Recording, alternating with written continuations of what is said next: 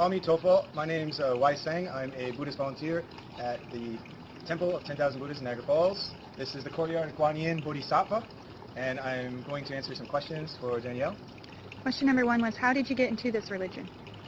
I came across Buddhism when I was in college, and I had a lot of questions about the universe and the mind, and I naturally was led to Buddhist writings and books. My ex-girlfriend worked in a bookshop, and I got all kinds of Buddhist books, and that's the thing that really struck me was a line from Dhammapada that says, the mind, that's the beginning and end of it all. And I thought at that moment, I closed the book, my mind's a Buddha, I can become enlightened, and I tried to concentrate real hard. I thought I could be a Buddha in that moment, but I'm still working at it. And so do you consider Buddhism a philosophy, a religion, or both, and why? Okay, you can come with me. I'm watering the flowers. It's the end of the season. We capture rainwater and use the buckets to water the flowers. This will probably be the last watering of the year. And the question, is it philosophy or religion? Neither. It's a practice. It's daily life. It's a lifestyle. And the practice is to purify our hearts, body, speech, and mind, to be aware of what's going out or in. And Buddha was not a god. He was a teacher, an enlightened teacher. And the verse goes, you yourself. No, how's the verse No go? one can and no one may. No, the verse goes, you try, my wife's on camera here. No one can save you but yourself. No one can and no one may. Buddhas and teachers show the path, but you yourself must walk the way. So it's something for you to experience and practice. And how long have you yourself been a Buddhist, and what sect is it? I've been a Buddhist, and to be a Buddhist means to take an official refuge ceremony. So we take refuge in the Buddha, the Dharma, and the Sangha. It's called the Triple Jewel. And the Buddha, Dharma, and Sangha can also be internalized as your enlightened nature. I take refuge and come back to the best part of myself. And I come back to my own wisdom. And the Sangha, harmony and balance within the self. And I've been doing this since about 1999, I guess. So, but the time is irrelevant. It's the sincerity. And how do you measure that? Well, you can measure sincerity by response. Is there a response? Are you changing? Are you seeing your faults and changing? Are you progressing? They say every day that you see your own faults and change is a good day. So I guess 20 years. And what was the other question? What was it? The sect. Oh, this is, as you have a look around, this is called Mahayana Buddhism. This is the temple of 10,000 Buddhas. So there's infinite Buddhas and Bodhisattvas, and the Mahayana is called the Great Vehicle. Maha, great, Yana, vehicle. Great vehicle, like a big school bus. We gather everybody up. And Bodhisattvas, as you see Kuan Yin here, they vowed to get enlightened and enlighten others. And they will not become a Buddha until you're enlightened. So this is the Mahayana path. Do you pray or meditate? Yes, short answer. And the longer answer is prayer, because of its understanding through many generations of Christian upbringing, as this continent, North America, is heavily influenced by the Christian religion. It's not the same thing. We don't have prayers to a God saying, help us. Our prayers are positive thinking, purifying thoughts, beneficial thoughts. Okay? Intention, thank you. That's Yen behind the camera, by the way, my wife, who's also cultivating the way, or practicing Buddhist. So prayer, intention, to purify your intention, get direction, and making vows is kind of like prayer. And a great prayer from the Flower Adornment Sutra is, may all living beings, I vow that all living beings are peaceful, happy, and with no worry. May they receive the proper Dharma's profound aid and have all their suffering and afflictions totally wiped away. So you can see, if you keep thinking that, you won't have enemies. You won't see people as enemies. You'll think of all living beings, may everybody, enemy, people who wrong me, people I know, people who are good to me, people who are strangers, may they all be peaceful and happy. What a great thought, So I would say prayer is pure thought, and yes, we do that. And meditation, we do. And all these practices we don't attach to. I don't think I'm praying, I'm meditating. We're trying to get over the self. That's the bottom line of Buddhism. To put it very plainly, is to get over yourself. So it's the self, this ego, this monster, that kind of ruins everything with its greed and clinging and anger and stupidity. So we're trying to transform that monster into a Buddha. And one way to do it is meditation. Stop your mind, see through everything. So yes, we meditate. Meditation is to be single-minded. All the scattered energy we gather back into a single thought. So I meditate on the Buddha's name, Namo Ami Tofo. While I'm watering. Do you need to spread the word of Buddhism? To convert other people? We're constantly, one of the biggest things in Buddhism is something called transfer merits. So we do purifying your heart, you create a lot of good energy, but we don't hold it for ourselves. So at the end of every day, we transfer, share the merit, dedicate the merit to all living beings.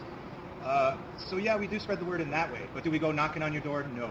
We don't go to you. You come to us when your mind is ready to become enlightened. When you have had enough of this suffering, and you want to leave suffering, then you come here, and then we can help guide you, because we're all like brothers and sisters and family. So we're all on this path together to leave suffering, attain bliss, open up our wisdom that's inherent.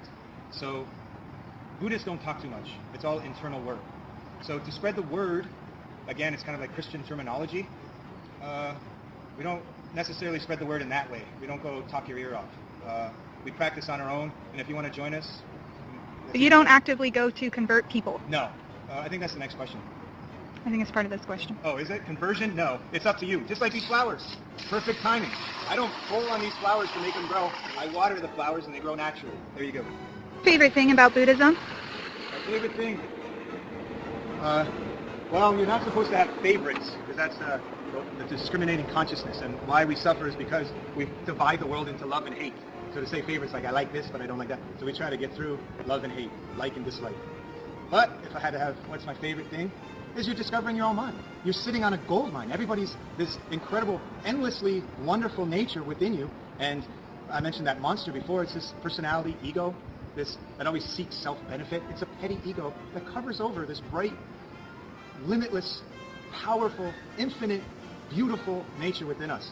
So it's a path of self-discovery. You're only approaching yourself, which is this Buddha nature, which is really, really great, unsurpassed. So that's my favorite thing, because every day you're getting closer. You're realizing wonderful things about yourself. So I'd say that's my favorite. And helping other people, and being able to purify myself, be a good guy, and be actually proud of the kind of man I am, and be able to help people, and to see them change, to see them transform, to see how joy spreads. I say that's my favorite thing. Wai Sang, what have you learned about your religion? What have I learned? That's a deep question, but I try to answer it as brief and to the point as I can. What have I learned? You are not your body. You're not your thoughts. You're not your ego. You're not your name. You're not your opinion. So who are you? So what have I learned is you're not those things. So who are you? And also I learned there is a path. There is a way out of this. It's not hopeless. It's not confused. You're not being cursed by a damning God. There is a path. That's what I learned. There is a method to cultivate and understand your nature, understand your mind. There is a way out of this mess. That's what I learned. What is your favorite quote? Again, favorites. We don't try to have favorites. It's picking and choosing. Love and hate is the reason for our suffering. Amitofo Sifu. Oh, yeah. Part two. We were doing a video for my friend in the university wants to ask me this question. So that's what we're doing as well. No, the little lady came she said, part two.